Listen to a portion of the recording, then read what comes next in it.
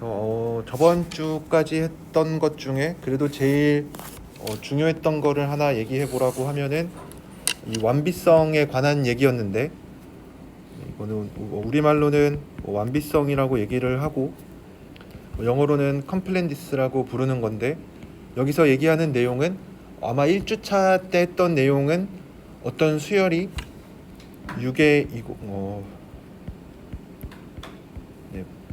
바운디드이고 어떤 유괴이고 그냥 모노톤한 거, 그러니까 증가하거나 감소하는 수열에 대해서 수렴한다고 얘기를 할 수가 있었습니다. 리밋이 존재한다. 그래서 첫 번째 주차에서는 어떤 수열이 모든 n에 대해서 다 유괴이고, 그러니까 다 바운디드고 다 모노톤인 경우에 대해서 수렴한다라는 얘기를 할 수가 있었는데, 우리가 조금 더 얘기를 해줄 수 있는 거는 어떤 조건을 완화시킬 수가 있었는데, 어떤 식으로 완화를 할 수가 있었냐면, 어차피 우리가 앞으로 당분간은 계속 수열에 관한 얘기를 많이 할 텐데, 수열에 대해서도 우리가 관심 있는 거는 이 수열이 수렴을 하는지 수렴하지 않는지, 수렴하지 않는 것도 구체적으로 발산하는 게 있을 수도 있고 진동한다 이런 것도 있을 수가 있는데, 어쨌든 수렴한다, 수렴하지 않는다, 이렇게 두 가지로 나눠서 이렇게 관심을 갖고 있는데, 결국 그 두 가지 성질 모두 다 어떤 n이 충분히 컸을 때 어떻게 되는지, 그러니까 우리가 직관적으로 알고 있는 것도 그렇고 고등학교 때 배웠던 것도 그렇고, 어떤 수열이 수렴하는 데 있어서 앞에 있는 유한계항은 크게 중요하지 않았어요. 그러니까 그 대세에 영향을 끼치지 않으니까 그거를 좀 반영한 게 어떤 수열에 대해서도 충분히 큰 n에 대해서 뭐가 어떻다라는 게 수열의 극한이 존재하냐 존재하지 않느냐를 따지는 데 있어서 중요했어요. 그래서 이거를 앞으로는 충분히 큰 n에 대해서 뭐가 어떻다 이런 얘기들을 많이 할 겁니다. 근데 이것에 대해서도 우리가 이거를 어떻게 정의를 했냐면은, 이런 것도 다 정확하게 이렇게 말로는 우리가 이렇게 얘기를 하는데, 이것도 정확하게 쓰려면은 이제 어떤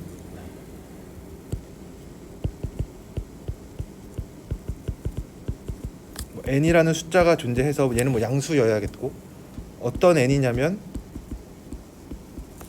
이 대문자 n보다 클 때 어떤 성질이 성립한다.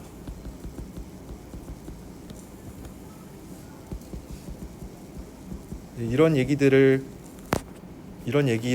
우리가 그냥 말로는 충분히 큰 n에 대해서 어떤 성질이 성립한다 라는 거에 대한 정의로 우리가 이런 식으로 정의를 했습니다. 그래서 우리가 앞으로 많은 것들을 증명할 때 있어서 결국은 보여야 되는 게 뭐냐면, 이러한 숫자가 존재한다라고 했으니까 정말로 얘가 뭔지 구체적으로 얘기를 해줄 필요가 있겠죠. 그래서 저번 시간에 든 예제들 중에서도 어쨌든 이 n이 존재하는데 우리가 굳이 최적의 n을 찾을 필요까지는 없었고, 그냥 어쨌든 하나만 존재하면 되니까 우리가 그 n이 어떤 조건이 필요한 건 아니고, 그냥 이러한 뒤에 우리가 어떤 성질에 관심이 갖는지에 따라서 이 n을 하나 찾아주기만 하면 되지 굳이 최적의 n을 찾을 필요까지는 없었어요. 그래서 이런 얘기들을 저번 주에 했었고, 이제 아마 오늘 배우시게 될 내용이 아마 전반부에서는 그래도 제일 중요한 내용이지 않을까 싶습니다. 네. 그래서 여기서 계속하는 얘기는 이제 수열의 극한에 대해서, 우리가 극한 값을 계산하는 거는 사실 고등학교 때 이미 다 했던 내용이에요. 그래서 여기서 우리가 3장, 4장, 5장 앞으로 이제 수열의 극한에 대해서 극한이 존재한다, 존재하지 않는다, 이제 이런 얘기들을 많이 하고 많이 만나시게 될 텐데, 우리가 여기서 한 가지 여러분들 꼭 아셔야 되는 거는, 극한 값을 계산할 때는 어떤 증명이나 이런 게 필요하지 않아요. 그러니까 단순히 값이 얼마냐라고 물어보면은 그냥 고등학교 때 배웠던 대로 답을 하면은 됩니다. 근데 만약에 증명을 하라고 하면은 이제 그때부터는 이제 좀 더 수학적인 언어를 이용해서 증명을 해야 되는 거겠죠. 그러니까 단순히 n분의 1이 0이다라고 계산하는 거는 우리가 다 할 수가 있어요. 이게 왜 0인지에 대해서 고등학교 때 이런 걸 답을 쓸 때 의문을 크게 갖지는 않았죠. 근데 만약에 앞으로 이제 이런 거를 이제 증명을 하라, 이걸 뭐 보여라, 이렇게 되면은 그냥 말로 때우는 거는 안 됩니다. 뭐 n 뭐 분모가 계속 커지고 있고 뭐 분자는 계속 1로 고정이 되어 있으니까 0으로 수렴한다, 이런 얘기들을 이제 하면은 안 됩니다. 증명할 때는 이 정의를 이용해서 증명을 해야 되니까 우리가 수열의 극한이 어떻게 정의되는지를 좀 더 자세히 알 필요가 있어요. 그래서 여기 definition 3.1에 나와 있는 게 그 내용인데, 그래서 얘기하는 게 뭐냐면, 우선은 어떤 AN이 어떤 L이라는 숫자로 수렴한다라는 거의 정의를 어떻게 할 거냐면은, 여기서 나와 있는 것처럼 어떤 given 엡실론에 대해서, 또 엡실론은 하나 주어져 있어요. 어떤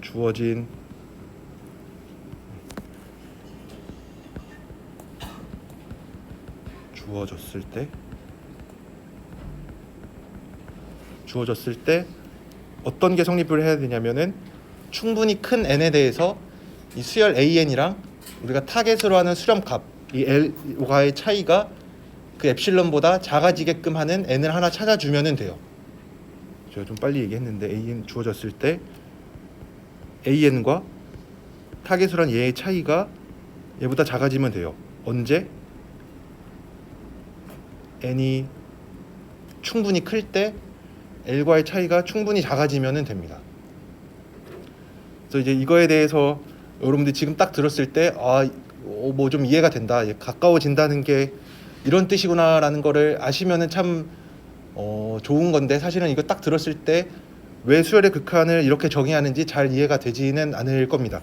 그래서 몇 가지 좀 부연 설명들을 많이 할 텐데, 좀 아마 제가 그냥 단순히 얘기하는 거를 듣는 것만으로는 잘 이해가 되지 않을 수도 있어서 여러분들이 충분히 혼자 많이 고민을 하셨으면 좋겠습니다. 그래서 우리가 어쨌든 이제 어떤 수열이 수렴한다라는 얘기를 계속 할 텐데, 결국은 가까워지는 거죠, 그렇죠? AN이라는 어떤 수열이 뭔가가 있을 텐데, 마음속으로는 그냥 뭐 우리 제일 많이 예를 들은 게 이런 거니까 좀 쉬운 거, n분의 1이라는 게 0으로 가까이 가는 거는 알고 있어요. 이거는 우리가 계산을 할 수가 있으니까 그냥 이런 n분의 1이라는 수열의 극한이 0이다라는 거는 알고 있고, 이제 정말로 0에 가까워지고 있는지 이런 거를 확인하는 작업이에요. 그래서 n분의 1이 0으로 가까이 가는 거는 이제 머릿속으로 그림을 그릴 수가 있죠. 그러니까 어떤 뭐 수직선상에 0이 뭐 어딘가에 여기 있을 거고, 뭐 여기 이제 1부터, 그래서 1, 2분의 1, 3분의 1, 4분의 1, 5분의 1 해서 점점 굳이 점을 찍어 본다면은 계속 왼쪽으로 가고 있는 상황이에요. 그렇죠? 1이 여기 있을 거고 2분의 1, 3분의 1, 4분의 1, 5분의 1 뭐 이렇게. 그래서 정말로 만약에 그림을 그려 본다면은, 어떤 동영상 같은 걸로 재생을 해 본다면은 n분의 1 같은 거를 찍어서 n이 커짐에 따라서 1, 2분의 1, 3분의 1, 4분의 1, 5분의 1을 수직선상에 찍어가는 과정을 동영상으로 찍고 있다고 하면은 점점 왼쪽으로 갈 거예요. 그러면은 얘를 계속 확대해 나가 보면은 정말로 0에 가까워지는 것을 볼 수 있겠죠. 그래서 가깝다의 기준이 뭔지, 가깝다 n분의 1과 그러니까 타겟으로 하는 수렴값은 지금 0이니까 0이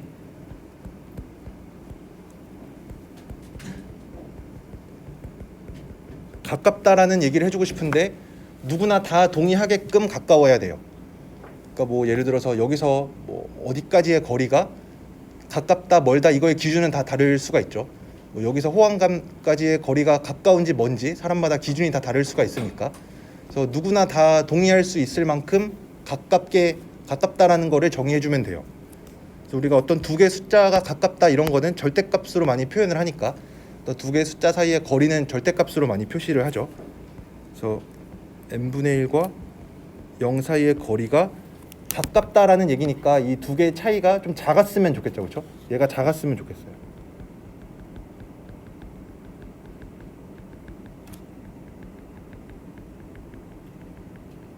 이 숫자가 큰 상황은 바라지 않죠, 그렇죠?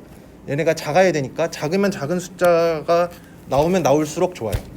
그래서 이거를 어떤 특정한 숫자로 얘기를 한다고 하면은 만약에 이제 작다라는 거의 기준이 나는 이게 두 숫자의 차이가 한 뭐 10의 마이너스 3제곱 정도로 작으면은 작다고 생각을 할 수가 있죠.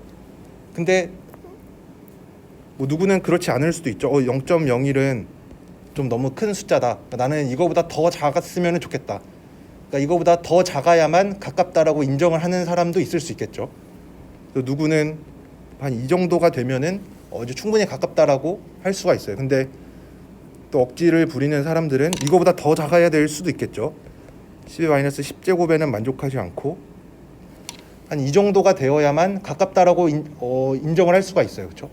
사람마다 기준은 다르니까. 뭐 누구는 되게 너그러운 사람들은 뭐 한 1보다 작아도 가깝다라고 얘기할 수 있지만 그거에 대한 기준을, 그러니까 여기 오른쪽에 나오는 숫자를 우리가 기준으로 삼고 있는데 이 오른쪽에 있는 숫자가 작으면 작을수록 좋은 거는 맞아요.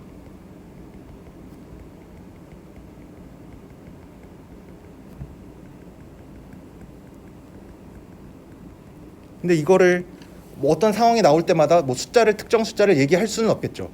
그러니까 앞으로 우리가 가깝다라는 거의 기준을 뭐 10의 마이너스 23제곱보다 작은 거를 가깝다라고 하자라고 만약에 정의를 하면은 누구는 좀 만족하지 않을 수도 있어요. 10의 마이너스 23제곱 정도면은 충분히 큰 숫자인데 그렇게 큰 숫자보다 작은 거로 가깝다를 정의하는 게 말이 되냐라고 생각을 할 수가 있어요.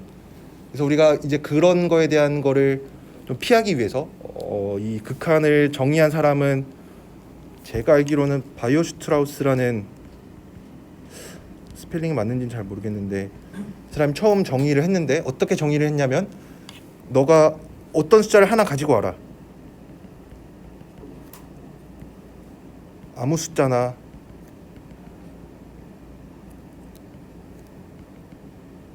숫자를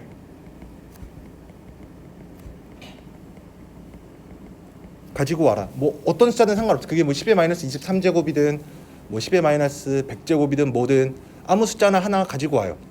가지고 오라고 얘기를 했을 때 그 숫자,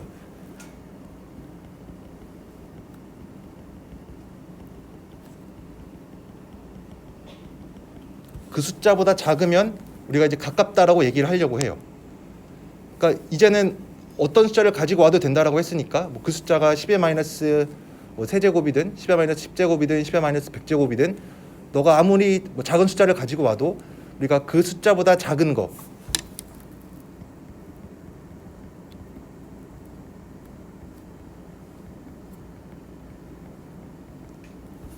이렇게 정의를 하려고 해요. 그래서 두 개의 숫자 차이가 작다라는 거를 좀 작다라는 거에 대한 기준은, 두 숫자의 차이가 작다라는 거에 대한 기준은 사람마다 다 다를 수가 있으니까 당연히 그 숫자의 차이가 어떤 작은 숫자보다 작으면 좋겠죠. 그렇죠? 0.1보다 작은 것도 괜찮고 뭐 0.01보다 작은 것도 괜찮고. 근데 오른쪽에 있는 숫자를 어떤 특정한 숫자를 기준으로 잡으면은 이제 조금 문제가 생길 수가 있어요. 왜냐하면 그 숫자를 어떻게 정할 건지 서로 사람마다 기준이 다를 테니까. 그래서 어떤 특정한 숫자를 가지고 오는 거로 어떤 이 가깝다는 거를 정의하기는 조금 힘들어요. 그러니까 뭐 여기서부터 어디 뭐 어떤 특정한 위치까지의 거리가 1km 이하가 가깝다, 뭐 100m 이하가 가깝다, 뭐 10m 이하가 가깝다, 서로 기준이 다르겠죠, 그렇죠? 그래서 어떤 특정한 숫자를 가지고 와서 가깝고 멀다를 정의하기는 조금 무리가 있을 것 같아요. 그래서 어떻게 할 거냐면은 어떤 특정한 숫자를 얘기하는 게 아니라 그냥 어떤 숫자를 아무거나 하나 가지고 와라. 너가 아무리 작은 숫자를 생각해도 그거보다 작은 거를 내가 가깝다라고 정의를 하려고 해요. 그래서 이제 이거를 좀 수학적으로 좀 풀어서 쓴 게 그 책에 있는 데피니션 3.1인데 여기서 얘기하는 거는 그래서 우리가 앞으로는 얘는 엡실론이라고 부를 건데 보통은 작은 숫자를 엡실론으로 많이 씁니다. 뭐 꼭 그런 건 아닌데 보통 그냥 관습상 뭐 미지수를 x로 많이 쓰는 것처럼 좀 되게 작은 숫자를 나타낼 때는 이 엡실론이라고 부르는 거를 많이 씁니다. 그래서 기분 엡실론이라고 이 책에도 나와 있는데 이거에 대해서 뭐 똑같은 표현들이 여러 개 있는데 이따가도 나오겠지만 뭐 이런 식으로도 많이 씁니다. 모든 엡실론에 대해서 그러니까 given 어떤 엡실론이라고 하는 이 아무 숫자를 이제 우리 앞으로는 엡실론이라고 쓸 텐데, 뭐 당연히 0보다 큰 숫자를 가지고 와야겠죠. 우리가 두 숫자의 차이에 관해서 얘기할 거니까 두 숫자의 차이가 음수인 거는 없겠죠. 왜냐면 차이는 두 숫자를 뺀 거에 절대값을 취할 거니까. 그래서 어떤 양수인 엡실론을 가지고 올 건데 마음속으로는 되게 작은 숫자를 생각할 거예요. 마음속으로는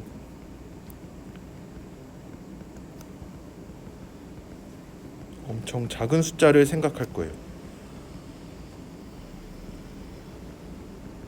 왜냐면 우리가 어쨌든 두 숫자가 가깝다라는 얘기를 하고 싶으니까 아무 숫자를 가지고 왔는데 두 숫자의 차이가 한 1000보다 작으면 가깝다라고 하기는 조금 찝찝하죠, 그렇죠? 왜냐면 1000이라는 숫자는 또 일반적으로 좀 크니까. 그래서 마음속으로는 두 숫자의 차이가 좀 작은 상황을 우리가 바라고 있으니까 마음속으로는 좀 엄청 작은 숫자를 속으로 생각을 할 거예요. 그랬을 때 두 숫자의 차이가 숫자를 가지고 와도 두 숫자의 차이가,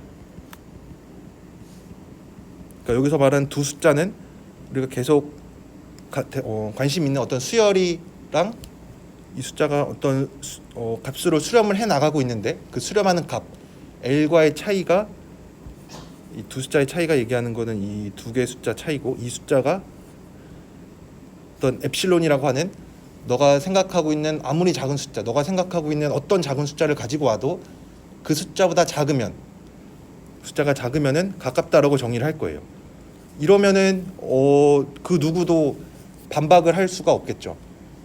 너가 뭐 10의 마이너스 30제곱이라는 작은 숫자를 가지고 와도 그거보다 작으면은 가까워. 10의 마이너스 100제곱을 가지고 와도 그거보다 그 숫자보다 내가 생각하는 이 두 숫자의 차이가 작으면 가깝다라고 할 거야. 그래서 이거를 어떤 특정한 숫자를 얘기하는 게 아니라 그거를 이런 식으로 바꾼 거죠. 너가 아무리 작은 숫자를 가지고 와도 그 두 개 숫자 차이가 작으면 괜찮다. 근데 우리가 여기서 한 가지를 더 붙일 거는, 우리가 보통은 수열의 극한을 얘기할 때에도 굳이 앞에 있는 것서부터, 그러니까 앞에 있는 몇 개 유한계 항에 대해서는 크게 관심이 없죠, 그렇죠? 그러니까 여기서도 뒤에서 가도 요거를 붙일 거예요. 요거 뒤에가 왜 붙는지는 우리가 앞에서 했던 거니까. 그러니까 우리가 수열의 극한을 얘기할 때는 앞에 있는 유한계는 별로 관심이 없다. 그러니까 어떤 L이라고 하는 극한 값으로 수렴하는 데 있어서 앞에 있는 유한계는 대세에 영향을 끼치지 않으니까 우리는 뒤에 것만 볼 거다라고 하는 거를 우리가 뭐 충분히 큰 n에 대해서 이런 게 성립한다라고 얘기를 많이 했었죠. 그래서 여기서 정의할 때도 마찬가지로 뭐 우리가 수열의 극한에 대해서 계속 얘기를 하고 있으니까 이거 뭐 극한 값을 계산하든 극한을 뭐 수학적으로 엄밀하게 정의를 하든 내가 관심 있는 거는 충분히 큰 n에 대한 거니까 요 뒤에 단서도 하나 붙여줘요. 그래서 이제 요거를 이제 다시 적은 게 다시 적은 게 아니라 똑같이 적은 게 여기 나와 있는 겁니다. 그래서 여기 나와 있는 어떤 엡실론이 주어져 있더라도 엡실론 하나 누가 줘요. 누군지 모르겠. 뭐 책에서는 뭐라 그랬더라. 아무튼 누군가 하나를 엡실론이라는 값을 하나 줘요. 누가. 뭐 여러분들이 물어보는 거죠. 뭐 두 개의 숫자, 이 우리가 관심 있는 거는 어쨌든 이 수열이랑 이 극한값의 차이인데 이 두 숫자의 차이가 어떤 숫자보다 작았으면 좋겠냐. 뭐보다 작아야 너가 이 두 숫자의 차이가 정말로 작다라고 인정을 할래? 라고 물어봤을 때 어떤 숫자를 가지고 오겠죠. 그 사람이. 내가 생각하는 제일 작은 숫자는 뭐 10의 마이너스 뭐 100제곱이야.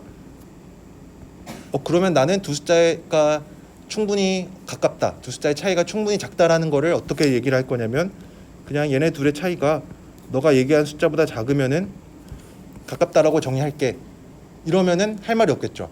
왜냐면 내가 생각하는 제일 작은 숫자가 어쨌든 뭐 제일 작은지는 모르겠지만 어쨌든 두 숫자의 차이가 10의 마이너스 100제곱보다 작으면 가깝다라고 인정을 한다고 했으니까 그러면은 이 두 개의 숫자의 차이가 그 숫자보다 너가 얘기한 숫자보다 작으면 가깝다라고 내가 얘기를 할 거니까 이러면은 괜찮겠죠, 그렇죠? 그래서 이제 요렇게 수열의 극한을 정의를 합니다. 아마 제가 지금 얘기한 것만 가지고 여러분들이 잘 이해가 됐는지는 잘 모르겠어요. 근데 여러분들도 충분히 혼자 스스로 고민을 좀 많이 해 보시고 제가 앞으로 계속 얘기를 할 겁니다. 수요일에도 그렇고 다음 주에도 그렇고 이 똑같은 얘기를 계속 반복을 할 거예요. 이제 그러다 보면 여러분들이 이제 이해가 될 수도 있고 이제 이해가 됐다는 착각을 할 수도 있는데 어쨌든 느낌상 잘 와닿으면은 됩니다. 제가 오늘은 이렇게 얘기를 했는데 또 수요일에는 또 이제 비슷한 얘기를 다른 방법으로도 얘기를 한번 해볼게요. 그래서 이 수열의 극한을 어떻게 정의하는지 아마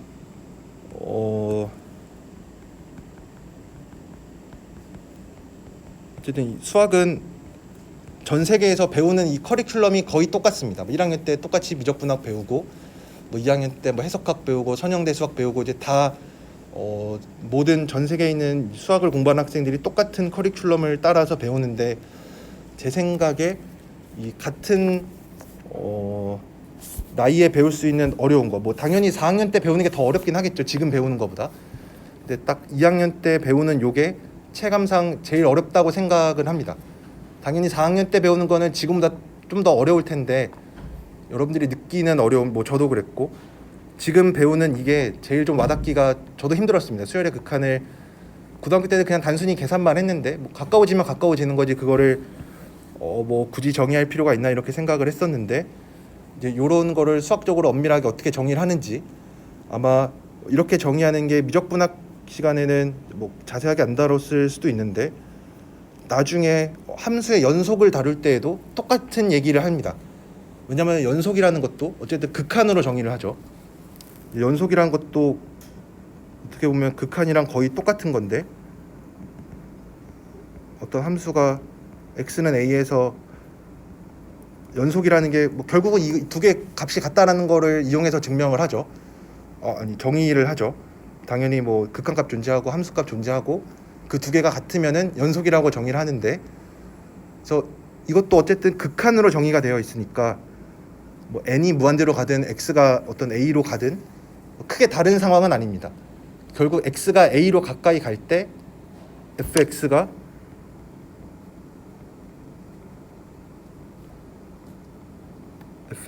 fa로 수렴을 하는 건데 결국 여기서도 fx랑 fa의 차이가 작아지기를 원해요.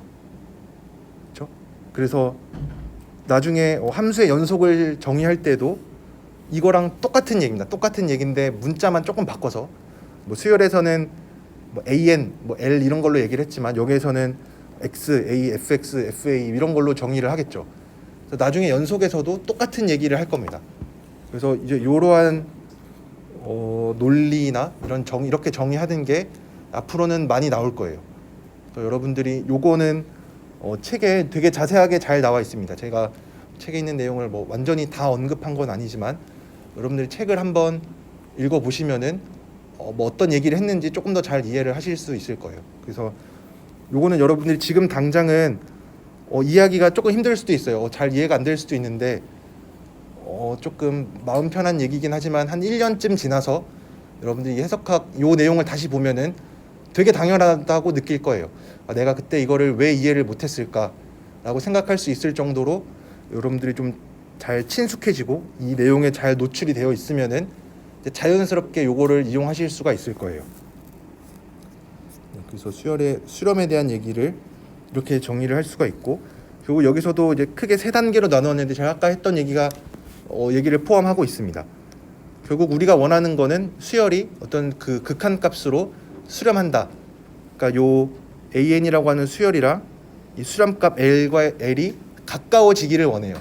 가까워진다라는 걸 어떻게 정의할 거냐면은 어떤 엡실론이라고 하는 어떤 작은 숫자를 가지고 와도 걔보다 작으면 가깝다라고 얘기를 할 거예요. 그래서 an을 l로 뭐 근사한다. 그래서 뭐 얼마나 근사하냐라고 하면은 엡실론 정도의 오차를 갖고 근사한다. 뭐 이런 얘기인 거죠. 파이가 3.14보다 작으면은 한 10의 마이너스 4제곱보다는 작겠죠. 그래서 파이를 3.14로 근사하는데 한 뭐 요 정도의 오차를 갖고 근사한다. 그래서 마음속으로는 얘를 뭐 한 5차 엡실론이라고 하는 거를 5차로 생각을 해도 뭐 크게 문제는 없습니다.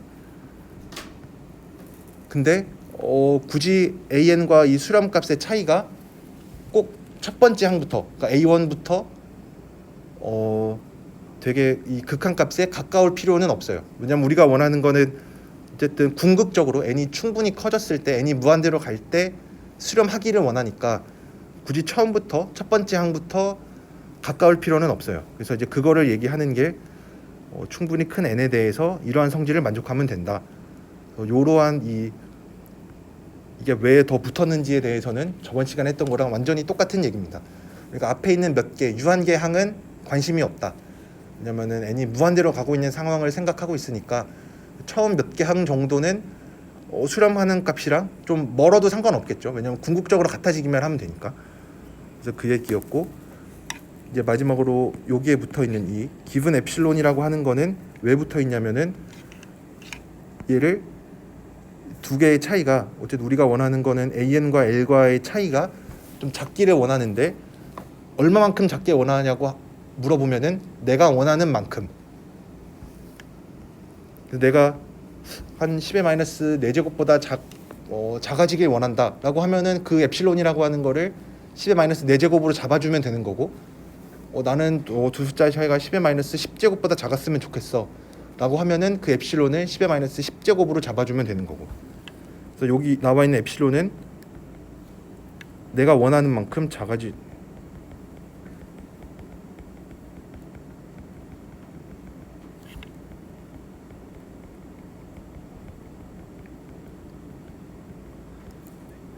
그래서 이 엡실론이라고 하는 거는 두 숫자의 차이가 작아지길 원하는데 그 얼마만큼 작냐라고 물어봤을 때 그 얼마에 해당하는 게 어떤 특정한 숫자로 고정되어 있는 게 아니라 마음대로 변할 수 있는 거예요. 내 마음대로 변할 수 있는 어떤 숫자보다 작으면 된다.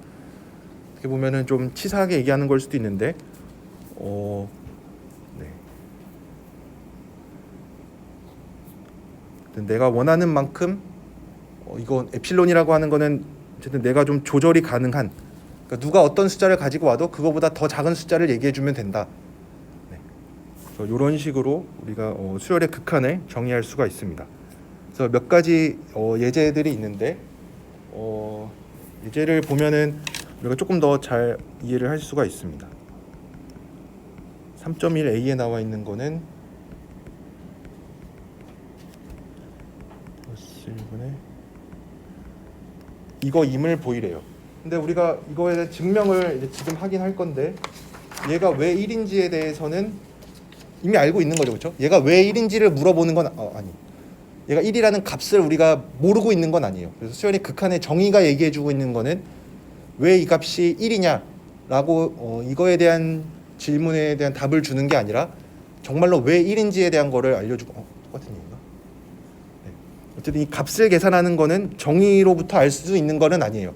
이 값은 우리가 항상 계산을 할 수가 있어요. 좀 아무리 복잡한 수열의 극한을 가지고 와도 계산하는 거는 우리가 뭐 고등학교 때나 미적분학 시간에 했던 거니까 우리가 지금 여기서 하고자 하는 거는 정말로 여기 나와 있는 이 수열이랑 이 수렴하고 있는 이 극한값의 차이가 정말로 엄청 작아진다라고 하는 거를 보일 거예요. 그래서 우리가 여기서 이제 증명을 할 건데 증명할 때는 어떤 우리가 수열의 극한을 어떻게 정의했었냐면은 너가 아무리 작은 숫자를 가지고 와도 네, 우선 AN이라고 씁니다. AN과 L과의 차이가 걔보다 작아지면 된다. 언제? 충분히 큰 n에 대해서. 그래서 뭐 말로 굳이 적어 보면은 너가 아무리 작은 숫자 엡실론을 가지고 와도 내가 원하는 건 뭐냐면 내가 원하는 이 두 숫자의 차이, 두 숫자의 차이가 이건데 이게 그 숫자 너가 가지고 온 아무리 작은 숫자 엡실론보다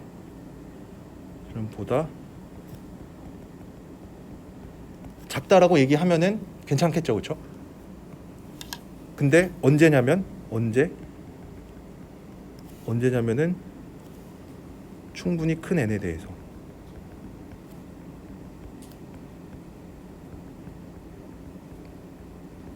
그래서 충분히 큰 n에 대해서가 어떤 특정한 시점 이후부터를 얘기하는 거죠. 어떤 대문자 n이 존재해서 그 n보다 크면은 이제 이런 성질이 만족하면 되니까.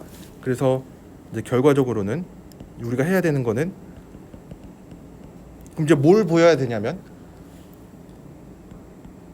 어떤 작은 숫자 엡실론을 가지고 와도 어떤 대문자 n이 존재할 건데, 어떤 대문자 n이냐면 얘가 얘보다 크면 얘가 이거보다 작아지게끔 하는 요 n을 찾아주면 됩니다. 그렇죠? 그래서 이제 요거에 대해 제가 한 단계 약간 건너뛰었는데,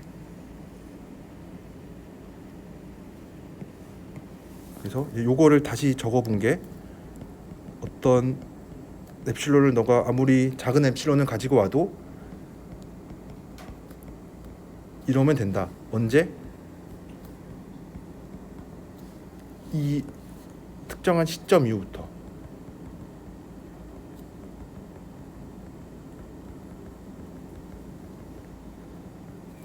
특정 시점 이후부터는 너가 가지고 온 아무리 작은 숫자 엡실론보다 얘네 둘, 내가 원하는 요 두 숫자의 차이가 그거보다 작아진다 라는 거를 보이면 돼요. 왜냐하면 여기 나와 있는 충분히 큰 n에 대해서 이런 게 성립한다라고 했으니까, 근데 우리가 충분히 큰 n에 대해서라는 거를 어떻게 정의했냐면 이런 거를 만족하는 n이 있으면 돼요. 를 만족하는 어떤 대문자 n이 있으면 돼요.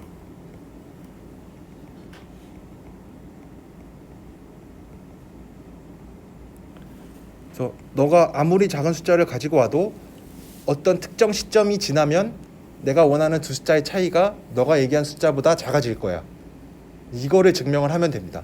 그러면은 이제 우리가 두 개의 숫자의 차이가 정말로 가깝다라고 얘기를 합니다.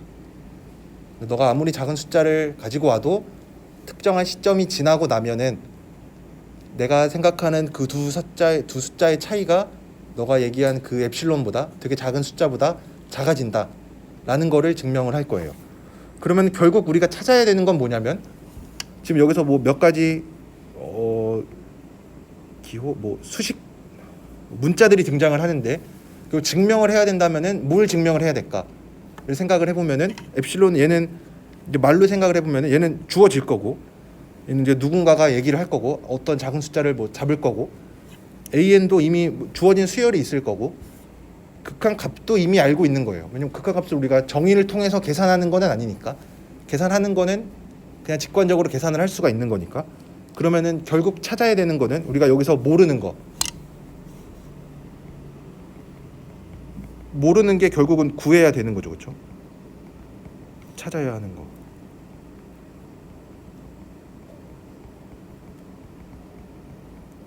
찾아야 하는 거는 이 엡실론입니다. 아니, 이 n, 대문자 n입니다. 그래서 어떤 작은 숫자 엡실론을 가지고 와도 나는 어떤 숫자 n만 찾으면 돼요. 어떤 대문자 n만 찾으면 되는데, 어떤 대문자 n이냐면 그 대문자 이후로, 그러니까 그 특정한 시점 이후로부터는 내가 생각하는 요 두 개의 숫자의 차이가 너가 얘기한 그 엡실론보다 작아진다 라는 거를 보일 거예요. 우리가 앞으로 계속 찾을 거는 이제 수열의 극한에 대해서 어떤 걸 증명한다, AN이라는 수열이 L로 수렴한다라는 걸 증명을 해라 라고 하면은, 우리가 해야 되는 거는 어떤 n이라고 하는, 대문자 n이라고 하는 숫자를 하나 찾아주면 돼요. 어떤 숫자 n이냐면 특정한 시점 그 n 이후부터, 대문자 n 이후부터는 수열 AN과 극한값 L과의 차이가 누가 어떤 숫자를 주더라도 이제 그거보다 작아지게끔 하는 엡실론을 찾아주면 돼요. 그러면은 여기서 한 가지 질문을 할 수 있는 거는, 좀 생각을 해봐야 되는 거는, 이 엡실론이랑 n은 서로 연관이 좀 있겠죠, 그렇죠? 의존을 하겠죠. 왜냐면은 우리가 사실 모든 경우가 다 그런 건 아닌데, 좀 저도 자꾸 직관적으로 이런 얘기를 해서 죄송합니다만, 지금 왜냐면 직관이랑 좀 어긋나는 상황도 많이 있을 테니까 직관적으로 뭘 생각을 한다라는 게 항상 맞지는 않아요. 좀 그렇지만 좀 뻔한 상황에서는 잘 들어맞을 수가 있는데 여기에서도 생각을 해볼 수 있는 거는 숫자를 작게 잡으면 작을수록, 그러니까 누가 숫자를 가지고 올 건데 되게 작은 숫자를 가지고 오면 가지고 올수록 그 AN과 L과의 차이가 그 숫자보다 작아지는 시점이 좀 더 먼 시점일 확률이 높겠죠. 그렇죠? 이거는 혹시 동의하시나요? 그러니까 만약에 내가 AN과 L과의 차이가 한 1000보다 작아지게끔 하는 그 시점 대문자 n을 찾아라 라고 하면은 얘는 왠지 두 숫자 차이가 좀 많이 떨어져 있어도 괜찮으니까 막 엄청 처음부터 그럴 수도 있겠죠. 그렇죠? 근데 만약에 누가 1000 말고 AN과 L과의 차이가 한 1000분의 1보다 작아지게끔 하는 그 시점 대문자 n을 찾아라 라고 하면은 여기서는 뭔가 좀 많이 뒤일 것 같죠. 그렇죠? 그러니까 처음에는 L과의 수렴값과의 차이가 좀 많이 큰데 시간이 지나면 지날수록 L로 가까워지고 있으니까 좀 0.01, 0.001보다 작아지려면은 시간이 좀 많이 지나야겠죠. 혹시 이건 동의하시나요? 그러니까 지금 수열이 AN이라는 게 뭐 1초에 한 칸씩 간다고 생각을 해봐요. 뭐 A1, A2, A3로 가는데 A1에서 A2로 가는데 1초, A2에서 A3로 가는데 1초. 그러니까 수열이 다음 하나로 넘어가는데 1초씩 걸린다고 생각을 해보면 n분의 1이라는 게 지금 계속 n분의 1로 얘를 좀 뻔한 예제로 들고 있긴 한데 n분의 1과 이제 0으로 가는 거의 차이가 좀 너무 좀 뻔하긴 하지만 얘가 0.1보다 작아지는 시점이랑 n분의 1이 한 0.001보다 작아지게끔 하는 시점을 생각을 해보면 이제 여기서부터 점점 왼쪽으로 갈 텐데 둘 중에 어떤 그러니까 1초씩 걸린다고 생각을 해보면은 AN에서 그 다음 번장으로 가는데 1초 걸린다고 생각을 해보면 n분의 1에서 이제 출발해서 이제 0까지 가는데 0.0, 0.1 요거보다 작아지게끔 하는 순간은 얘를 뭐지 풀어서 적어보면 0.1이니까 얘는 얘 똑같은 게 뭐냐면 10보다 큰 경우겠죠. 그렇죠? 그러니까 얘는 대충 10초 정도 지나야 0.1보다 작아질 수가 있어요. 근데 얘가 오른쪽에 있는 숫자가 더 작아졌으니까 얘는 0.001보다 작다라는 게 무슨 뜻이냐면 1000보다 커져야만 돼요. 그러니까 얘가 0.001보다 작아지려면은 그러니까 n분의 1이랑 0과의 차이가 0.001보다 작아지려면은 1000초가 더 지나야 돼요. 그러니까 이 오른쪽에 나와 있는 숫자가 좀 작으면 작을수록 내가 생각하는 그 시점 여기서는 10초에 해당하는 시간이었고 얘가 0.001보다 작아지려면 1000초보다는 더 시간이 지나야 됩니다. 그러니까 뭐 항상 그런 건 아니겠지만 얘가 오른쪽에 나와 있는 숫자가 뭐 작아지면 작아질수록 내가 생각하는 그 시점, 내가 생각하는 시점이 뭐냐면 그 수열이랑 극한값과의 차이가 어떤 숫자보다 작아지는 그 시점은 좀 더 늦어질 수가 있어요. 왜냐하면은 0으로 수렴해 나가고 있으니까 시간이 지나면 지날수록 더 가까워지긴 하겠죠, 그렇죠? 이거는 변하지 않는 사실이죠, 그렇죠? 왜냐 n이 무한대로 가면은 AN과 L과의 차이가 점점 작아질 거니까 시간이 지나면 지날수록 점점 가까워지기는 할 거예요. 그래서 여기서 제가 얘기하고자 하는 거는 내가 생각하는 요 시점, 이 시점은 그 누가 엡실론이라고 하는 숫자를 고르긴 할 건데 그 고르는 그 엡실론이랑 관련이 있어요. 그래서 이 n은 대체로 좀 뭐 좋은 상황에서는 크게 뭐 관련이 없을 수도 있는데 n은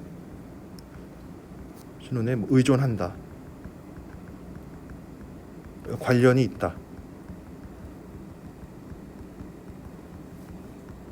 인데 왠지 느낌상 내가 작은 숫자를 고르면 고를수록 내가 이 AN과 L과의 차이가 그 작은 숫자보다 작아지는 시점은 더 늦게 올 수는 있겠죠.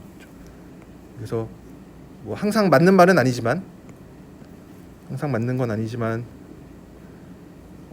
엡실론이 작으면 작을수록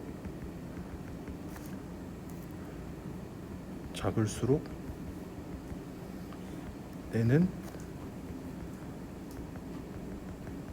항상 그런 건 아니지만 커질 것 같기도 하다.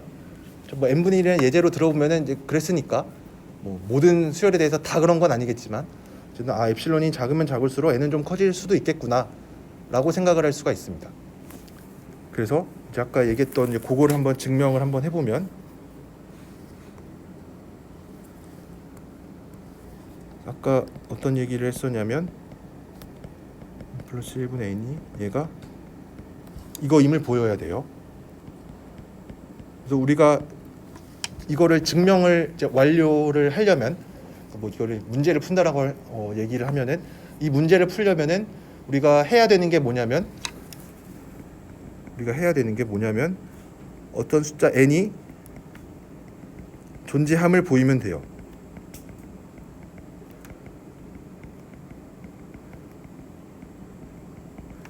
그래서 어떤 n이 존재함을 보일 거냐면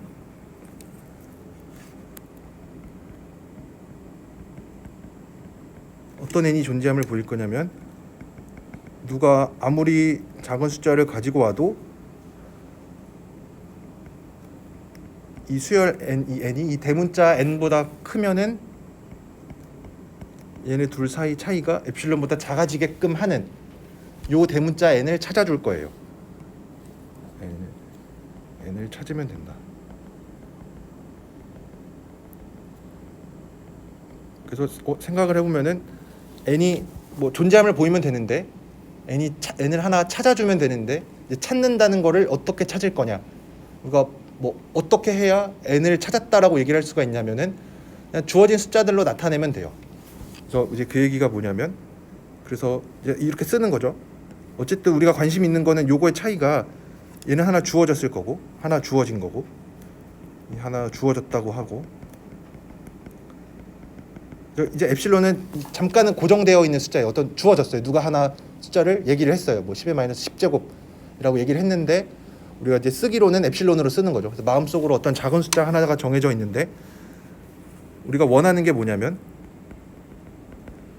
원하는 건 AN과 이 L과의 차이. 근데 우리가 지금 얘네가 다 뭔지 알죠? 얘와 얘의 차이가 뭐 작아지길 원해요. 엡실론보다 작다라는 거를 보이고 작다라는 게 성립을 해야 돼요. 그래서 얘를 정리해 보면 n 플러스 1분의 2겠죠, 그렇죠? 그래서 얘가 엡실론보다 작으면 돼요.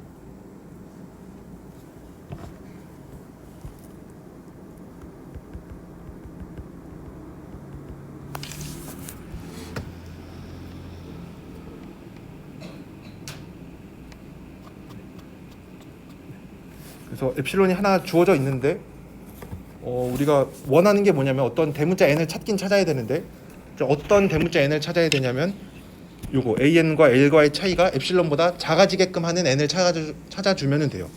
원하는 거는 좀 더 자세히 원하는 건 n이 대문자 n보다 크면 이게 되게끔 하는 n을 하나 찾아주면 돼요. 근데 여기 나와 있는 걸 보니까 얘가 이거랑 똑같은 게 뭐냐면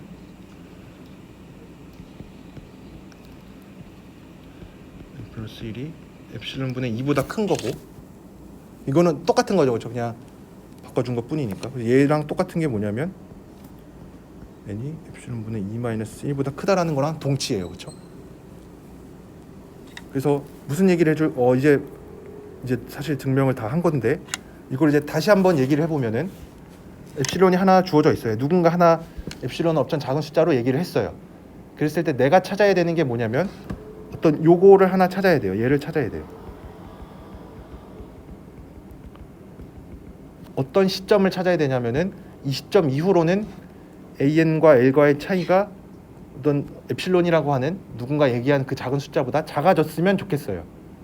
근데 내가 찾고 싶은 상황이 요건데 내가 찾고 싶은 상황은 어쨌든 얘가 얘보다 작은 거를 원해요.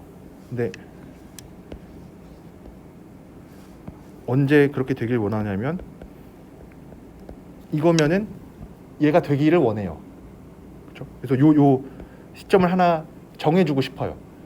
근데 얘를 자세히 보니까 내가 원하는 게 요건데 요게 성립하기를 원하는데 얘가 뭐랑 똑같냐면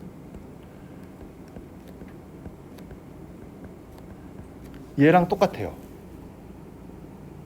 그렇죠? 그러면은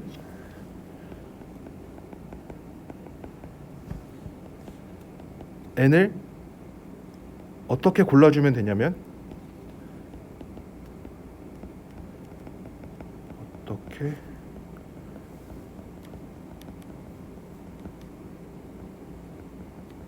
어떻게 골라주면 되냐면 n을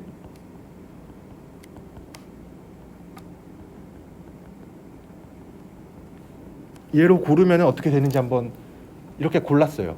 이렇게 고른다고 얘기하는 그 뜻이 뭐냐면 엡실론 하나 주어져 있으니까 뭐 그게 뭐 10의 마이너스 뭐 10제곱이라고 뭐 예를 들면은 얘는 뭐 2 곱하기 10 곱하기 10제곱 마이너스 1 뭐 이런 숫자를 고른 거죠. 그렇죠?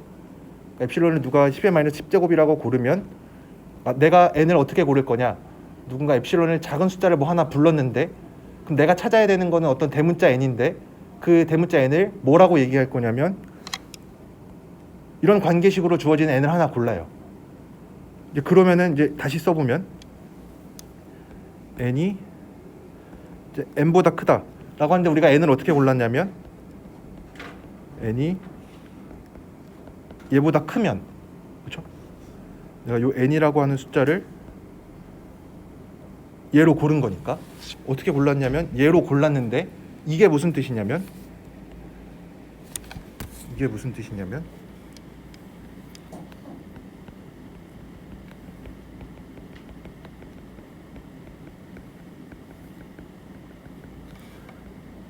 얘랑 똑같은 게 n 플러스 1이 엡실론 분의 2보다 크다라는 얘기고 이 얘기는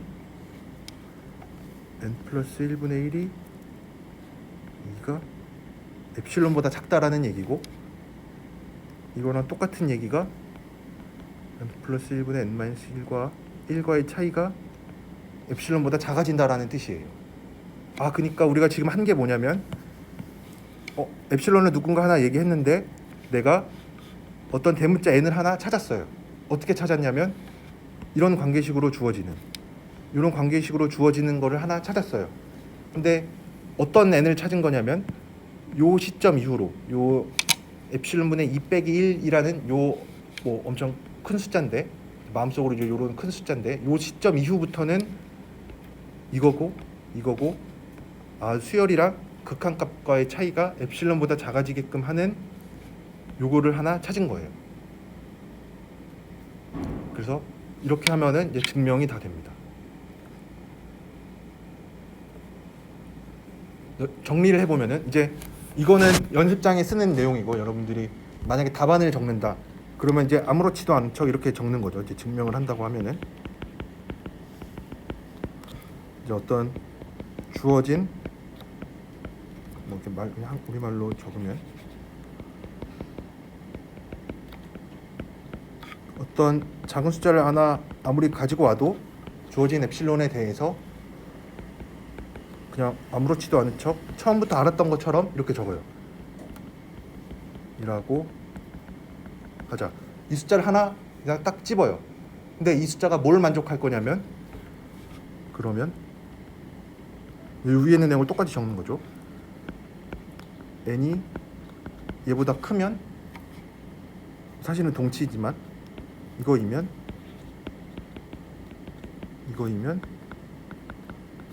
수열과 극한값과의 차이가 엡실론보다 작다. 그렇죠? 그러면 이제 다 된 거죠. 따라서 뭐 수열의 극한의 정의에 의해서 이거의 극한값이 정말로 1이다 라고 얘기를 할 수가 있는 거죠. 그래서 여기 위에까지는 연습장에 적는 내용이고 정말로 증명을 적는다면은 처음부터 이 엡실론 분의 사실 중요한 거는 이제 요거죠. 그렇죠? 요거를 하나 잘 찾는 게 결국은 증명의 핵심이었는데 이거를 그냥 처음부터 알았던 것처럼 이렇게 적는 거예요. 그냥 하늘에서 뚝 떨어진 것처럼 이렇게 갑자기 정리를 하는 거예요. 근데 그러면은 이 문제를 못 푼 사람들이 보기에는 이거를 어떻게 정했지라고 생각을 하겠죠. 갑자기 엡실론분의 201이라는 숫자가 어디서 나왔을까? 근데 그 숫자가 어디서 나왔냐면 얘는 요거 우리가 보이고자 하는 요거를 잘 정리해서 찾은 거죠. 그래서 이렇게 요거를 잘 정리해서 그래서 결국 뭐 문제를 푸는 팁, 뭐 증명을 이제 주로 어떻게 할 거냐면은 이렇게 하면 이제 증명이 다 됩니다. 그래서 주로 하는 방법은 주로 뭐 문제 증명하는 방법은 지금 여기서 했던 거랑 똑같이 뭐 얘를 뭐 AN은 어떤 수열로 주어져 있는 애고 L이라고 하는 것도 극한값 우리가 계산을 할 수 있는 애니까 다 주어져 있는데 얘를 잘 조작해서 얘를 잘 조작해서 조작을 하든 변형을 하든 뭘 해서 이게 뭔가 어떤 과정을 거쳐서 n이 이제 뭐보다 크다 이 꼴로 바꾸면 돼요.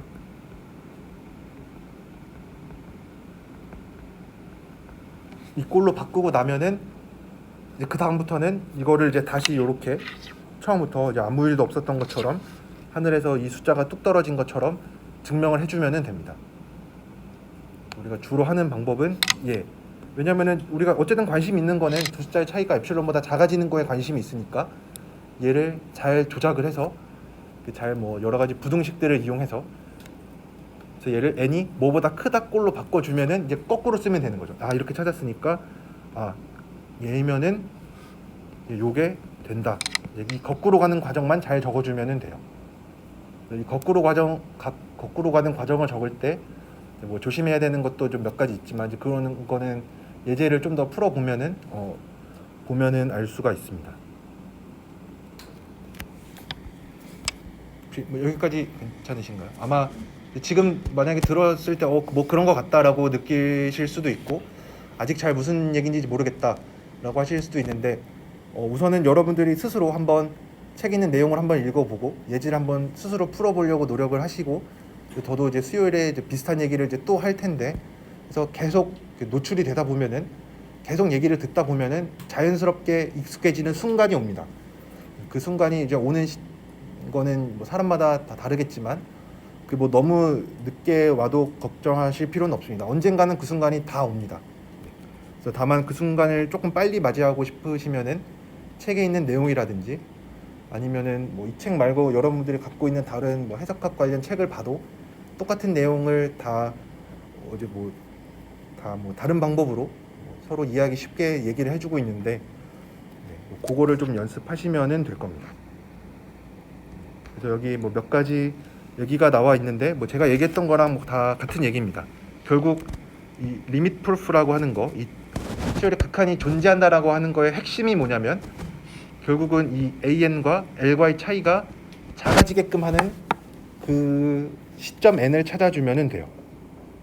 그 얘기고 또 이 증명을 하는 데 있어서 여러분들이 꼭 하셔야 되는 거 그러니까 증명을 한다는 게 뭐냐면 수열의 극한을 증명하는 게 뭐냐면은 결국은 어떤 시점이 존재한다라는 걸 보여주면 돼요. 그러니까 대문자 n이 존재한다라는 거를 보여주면 되는데 그래서 여기서도 이 n이라고 하는 거를 여러분들이 꼭 찾아줘야 됩니다. 근데 한 가지 당연한 얘기는 저번 시간에도 했던 것처럼 n을 최대한 작게 잡을 필요는 없어요. 그러니까 당연히 최적의 n을 찾아주면 좋기는 하겠죠. 그러니까 아까도 n분의 1을 예로 들면은 n분의 1과 0과의 차이가 1000보다 작아지게끔 하는 n을 그러니까 제일 타이트하게 제일 좀 한치의 오차도 없이 찾으려고 하면은 1000보다 크다라고 해주면은 되긴 하겠죠. 근데 1000 말고 나는 뭐 귀찮아서 그냥 얘를 뭐 2000, 3000, 3000보다 작아도 3000보다 커도 요 부등식은 성립을 해요. 그렇죠?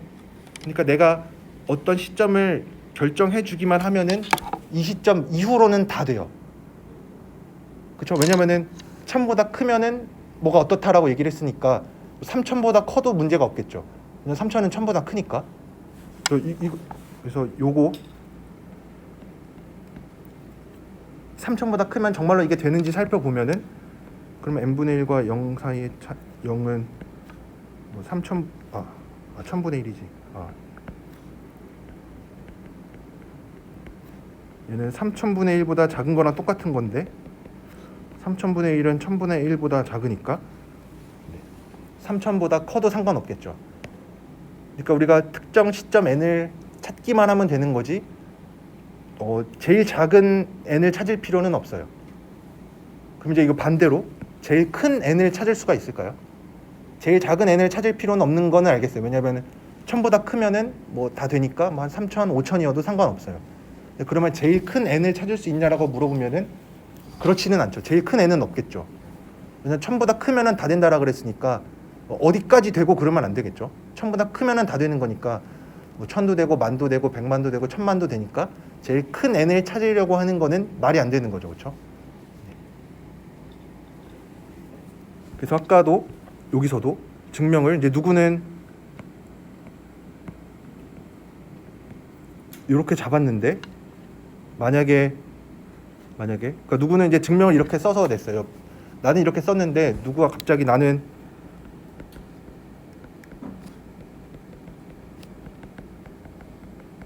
이렇게 정리를 했어요. 나는 엡실론분의 2라고 하면은 이렇게 하면은 될까요, 안 될까요? 이렇게 n을 잡아도 그러니까 누구는 엡실론분의 2 빼기 1로 잡았고 누구는 엡실론분의 2로 잡았어요. 그러면은 우선은 엡실론분의 2 빼기 1일 때 되는 거는 우리가 이렇게 증명을 했으니까 되는 건 알았는데 엡실론분의 2로 잡은 것도 될까요? 되겠죠. 왜냐면 얘보다 큰 거는 다 되니까.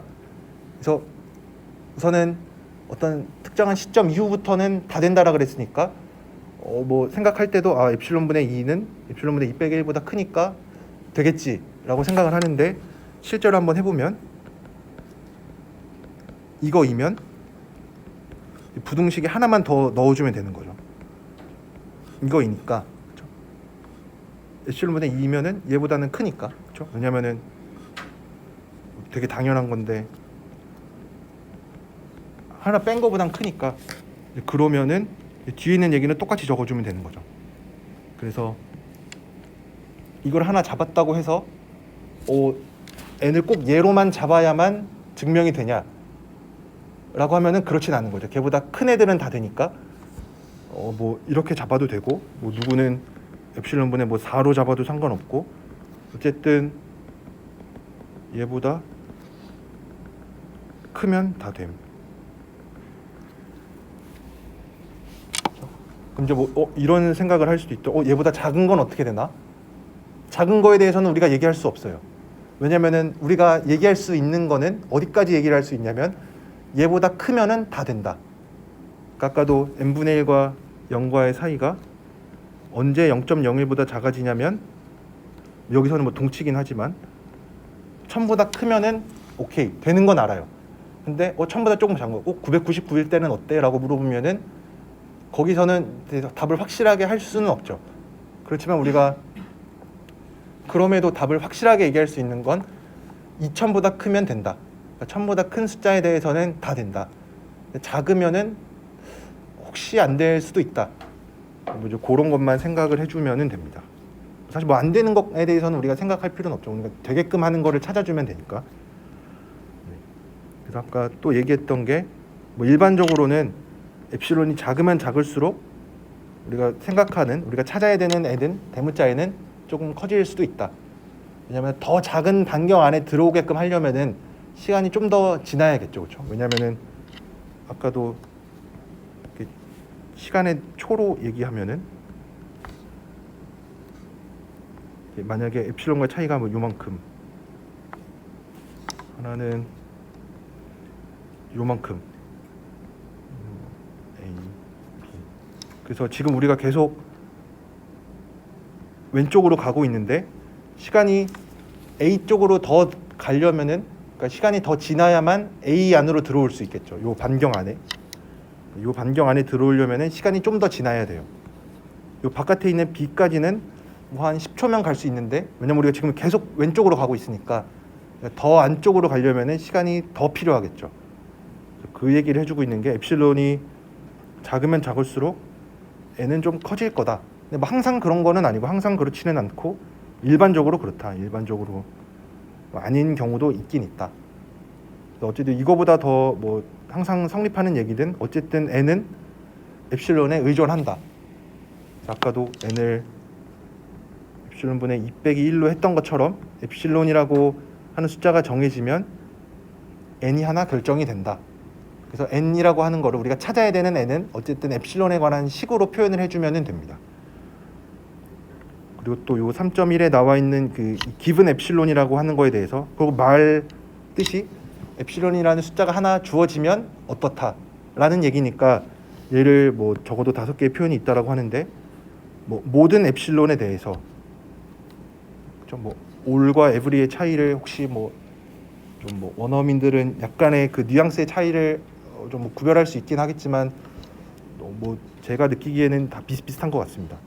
뭐 모든 엡실론에 대해서, 뭐 어떤 엡실론에 대해서, 이거를 정말로 엄밀하게 구별해야 되는 순간이 뭐 있기는 하지만 우리는 그냥 다 받아들이도록 다 똑같다고 생각을 하겠습니다.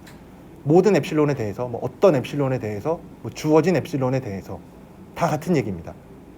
그러니까 모든 엡실론이라고 하는 것도 그냥 어떤 숫자를 다 가지고 와도 된다라는 뜻이에요. 결국 또 뭐 기분 엡실론, 뭐 기분 애니 엡실론, 뭐 다 똑같은 얘기입니다.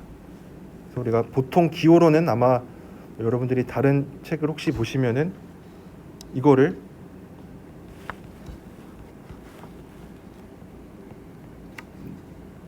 이 뭐 이런 식으로 많이 쓸 거예요. 엡실론이 모든 엡실론에 대해서 어떤 n이 존재한다. 이런 기호들을 혹시 보실 수도 있습니다. 그렇지만 결국 하는 얘기는 다 똑같습니다. 모든 엡실론에 대해서나 뭐 주어진 엡실론에 대해서, 어떤 엡실론에 대해서, 모든 이거에 대해서, 어떤보다는 어느 엡실론에 대해서, 뭐 주어진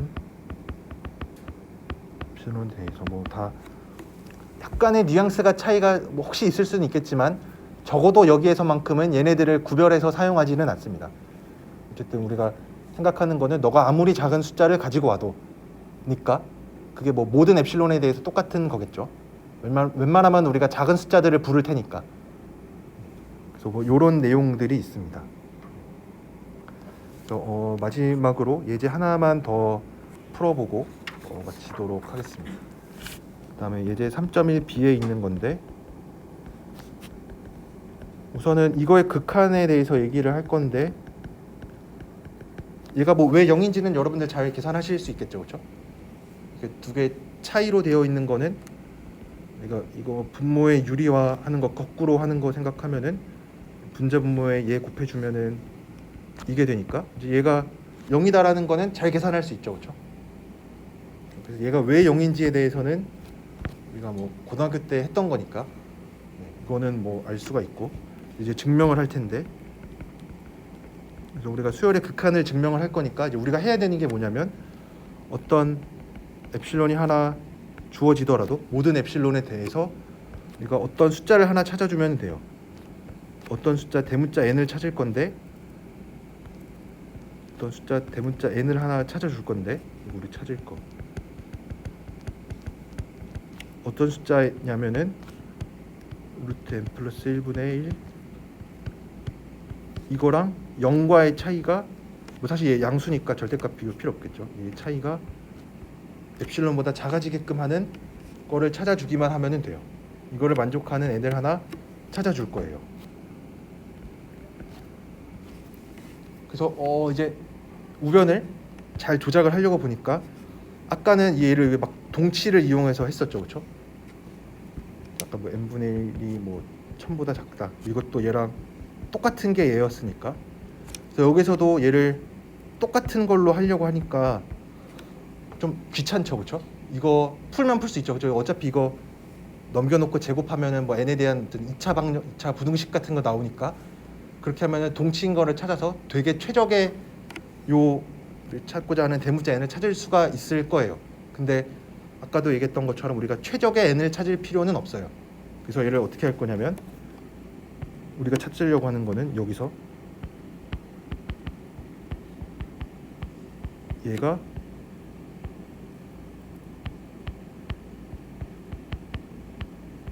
이런 부등식을 하나 이용할 거예요. 이 앞에 있는 거를 얘로 바꿔줘요. 바꿔놓고 얘가 2루트 n분의 1이니까 우리가 하려고 하는 거는 요거를 관심 가져주면 돼요.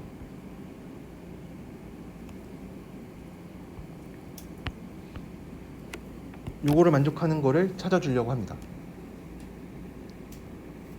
그래서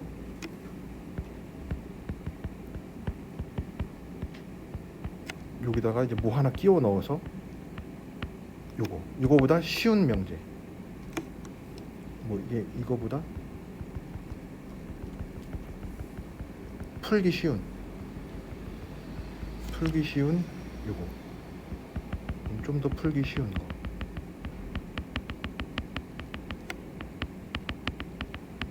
이거를 생각할 거예요. 왜냐면은 요거 자체로는 뭐 정확하게 풀면 풀 수 있겠지만 너무 귀찮죠, 그렇죠? 그래서 이거보다 좀 더 쉬운 거 뭐를 찾을 거냐면 부등식 하나를 이용해서 얘를 요 루트 n 플러스 1분의 1을 루트 n분의 1보다 작다라는 걸 이용해서, 왜냐면은 분모가 작아지면 작아질수록 커지니까, 그래서 1 하나 뺀 거, 그래서 요거 2루트 n분의 1이 엡실론보다 작은 거를 이용을 할 거예요.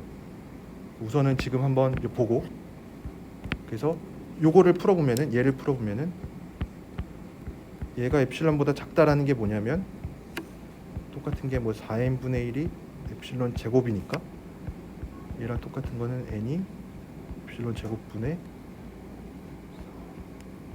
이게 되겠죠. 그렇죠? 그래서 요거를 하나 찾았어요. 우리가 요 an 빼기 l의 절대값이 엡실론보다 작다를 잘 조작을 해서, 아까 얘기했던 조작이 이제 요런 과정인 거죠. 요런 조작을 해서 요거를 하나 찾았어요. 그래서 n이 뭐보다 크다라는 꼴로 어쨌든 잘 귀결이 되면 되는데 이렇게 찾았어요.